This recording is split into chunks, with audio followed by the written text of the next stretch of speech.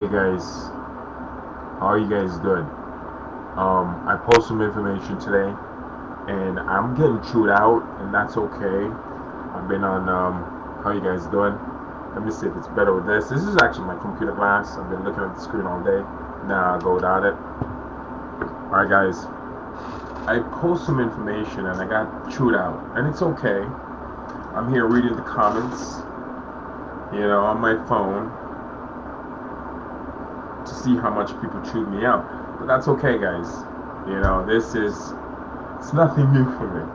I'm very, I'm used to it. I'm very used to it. Anyway, haven't gone live in a while, but the reason why I'm doing this live video is because I want to talk about the food shortage that's coming, and I've been doing a lot of research on it. And if you guys have been following my posts, I've been actually posting about this for quite some time. I would say from actually last year, went back in my post, and I think I start mentioning the possible food shortage from like around October 2021. So it's been like maybe 7 months I've been talking about it. I knew it was coming. It's all engineered. It's purposely done. Now, as I said before, guys, I said it, and I'm not gonna take it back. That post I write about the rats, I meant it, and there's a reason why I put it out there, because I wanted to marinate in people's mind. And it's true. What I post is actually facts. They did the experiment, and these rats gobbled each other up. They eat each other because they were that hungry, and they put them in a cage together, and the only thing they had to eat was each other. So basically, yeah, best man win. One who's going down is going to be breakfast, basically. So anyway, guys, I'm not putting these information out there to create any form of animosity with people or get people all wild up or crazy. So I'm trying to make you guys aware. That is the only reason why I put this information out there. But it's okay. It comes with some form of backlash because it is what people don't want to hear. And I'm fully aware of that. And it's okay, But anyway, as I was saying before, guys, I've been saying if you guys can stack up on food, you would want to do so. All right, canned food. What I stack up on a lot, just to be honest with you guys, is a lot of fruits and vegetables and stuff like that. I try to get them a lot of those things in canned food. I really don't eat meat. I don't dab with the meat product too much, and I really don't like canned meat too much. But anything else, I'm trying to get it as quick as possible. Canned vegetable, canned fruit, beans, and stuff like that. And I recommend that you guys do the same. As I said, guys, this is not about trying to spread fear. That is never my motive for giving you guys information. I still get it. I'm fear mongering. Yeah, right. I say you guys gonna eat each other, and then they say I'm fear mongering. And a couple months from now, you see that I'm actually telling you guys the truth. What you can actually do, guys, which is even better than storing your food. Than storing your canned food is actually learn how to plan the food. So, they're gonna come a time where 70%. Let's get 70% of the people here in the U.S. are on the shorelines. There's gonna come a time when those people living on the shorelines is not going to be the best thing you want to do. You want to get away from it, guys. And listen, I'm going to give you guys some really valuable advice, and I've been giving it to a lot of my friends. A lot of my friends have been taking my advice. Finally, most of them are taking my advice. I would say the few people that I talk to on a regular basis, 95% of them are taking my advice, which is good enough for me. And the reason why they start to take my advice, and trust me, guys, when people call me crazy, I'm used to it because the people I talk to on an everyday basis think I'm crazy. So that's okay. I'm the king of crazy. Call me crazy as much as you want. I don't care. It doesn't bother me one bit. I can go to bed with a clear conscience, knowing that I did the best I can. I give the information to humans as much as I can. I warn them as much as I can. And I'm happy. I'm happy doing it. I enjoy doing it. And whatever come out of it, it doesn't bother me. Learn, guys. Learn how to farm. That's why I placed that book there. In the future, if you ever decide to relocate, you better make sure that wherever you're going, you have the capability of having a garden. You don't have to farm on a big scale to sell to the public. This is about survival, right?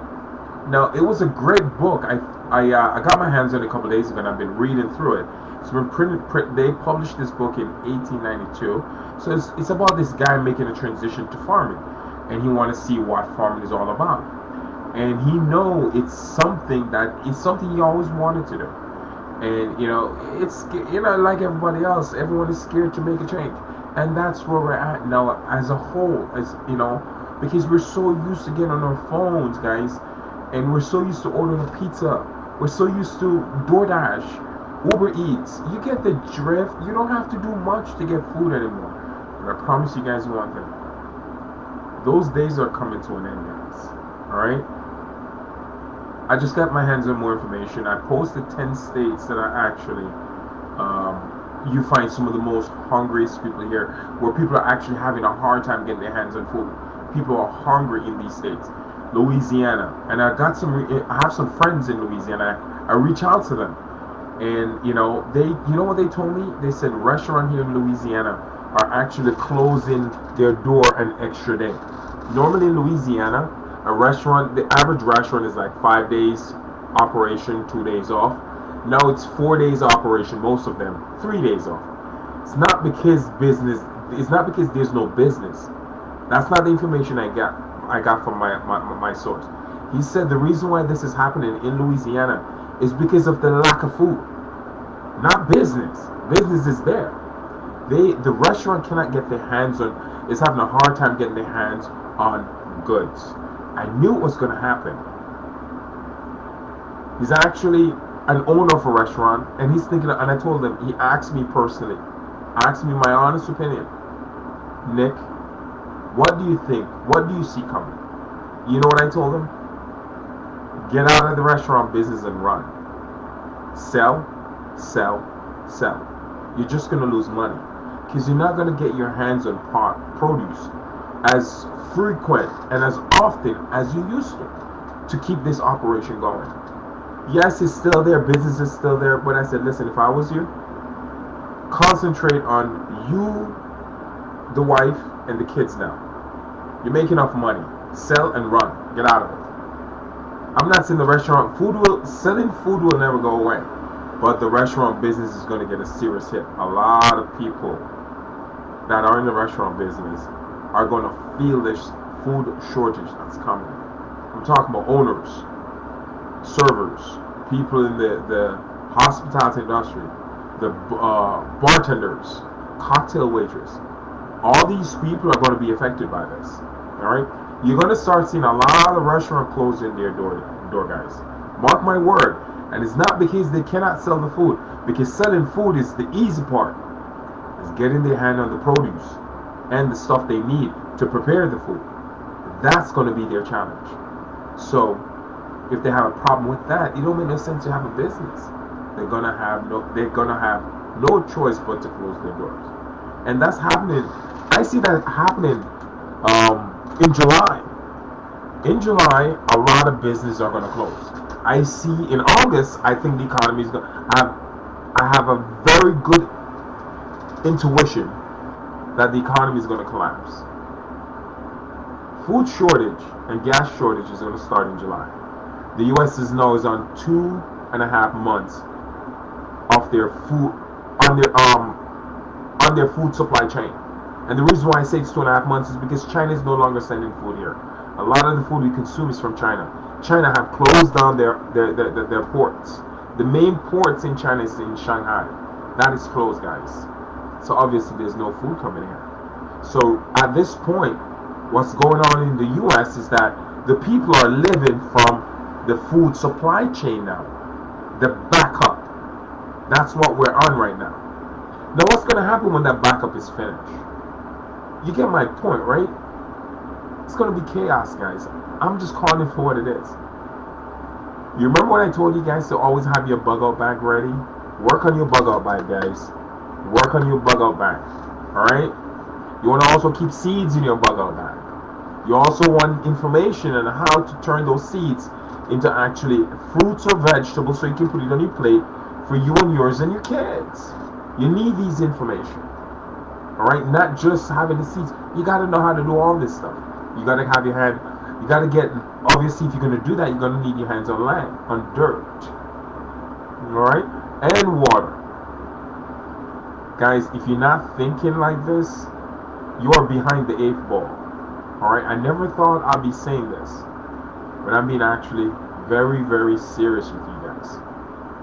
If you're not thinking about how am I going to survive off the land, you are so behind right now. Because I know for a fact it's not if this thing is going to happen, it's a matter of when. And it's by design. This is what's coming next. Alright? And there's nothing we can do to stop it. Absolutely nothing. Alright? So, as I say, guys, nothing to do with fear mongering. It's okay. I will take the backlash. It's okay. Call me all the names in the world. It doesn't matter. It doesn't hurt me one bit. I promise you one thing. I'm very happy. And I can go to bed sleeping very good at night with a clear conscience, knowing that I'm doing the best I can to help, because I know it's coming. Fully aware of it. Alright, guys? Learn, prepare yourself, and learn to start living off the land. And if you're making future plans, make sure that living off the land is part of that future plans, wherever you end up going with yourself and your family. Alright? That has to be there, because the food supply chain will come to an end. Call me crazy, I don't care. I wear it with pride. I am the king of it. Prepare yourself, guys. It's not going to be pretty. It won't be. Alright? But is it impossible to go through it? Absolutely not. You know why I know it's not impossible? The Sumerians did it.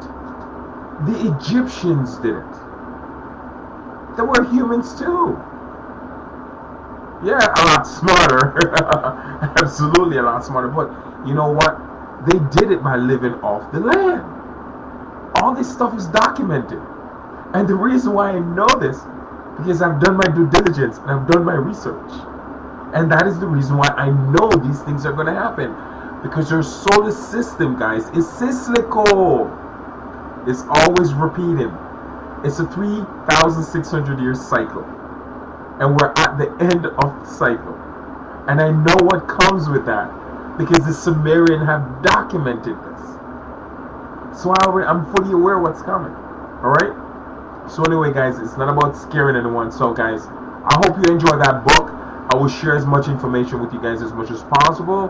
I will, as I get them, I'm going to give it. Whoever want to take it. But at least I did my part. So guys, enjoy the book, enjoy the information. Thank you guys for everything. I'm overwhelmed with messages in my email, my inbox. Don't, guys, it's really hard. I think I have to get an assistance with this thing. I don't really know, because I get so overwhelmed in checking the email, checking my email, and so much people are asking me so much question. And you know what? I'm actually happy that happened. It's a lot of work, but I'm happy because people are reciprocating to what I'm saying. They're feeling me, and they know something is not right. They know deep down something is not right. Something's about to happen. I'm telling you what's coming, guys. July, get ready. Food and gas is going to be so scarce. Good luck getting your hand on fuel, by the way. Good luck. Shell is actually closing all their gas stations. How I know that? One in my area is closed. I get online and I'm looking. There's a forum saying, why is Shell closing the gas station? You guys don't even know. The Rothschild owned the Shell gas station. They were the first one to struck oil. The Rothschild. Not a lot of people are aware of this. That's where they first got their wealth from. is through oil. Seriously. They're the first gas station to be set up all over the world. The oldest one. And they're getting out the gasoline business. Now think about that. Why would the forefather of gasoline saying bye-bye gasoline, I don't want to have nothing to do with you anymore, unless there's not going to be any gasoline to sell? Hello?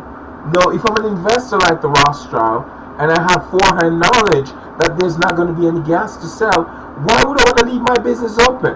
Because I already know it's going to collapse. I would start closing the doors. Because a business is supposed to make money. That's the whole point. If I'm not going to get any revenue, it's no longer an asset. It becomes a liability. What do businessmen do to liability? We close them and get rid of them.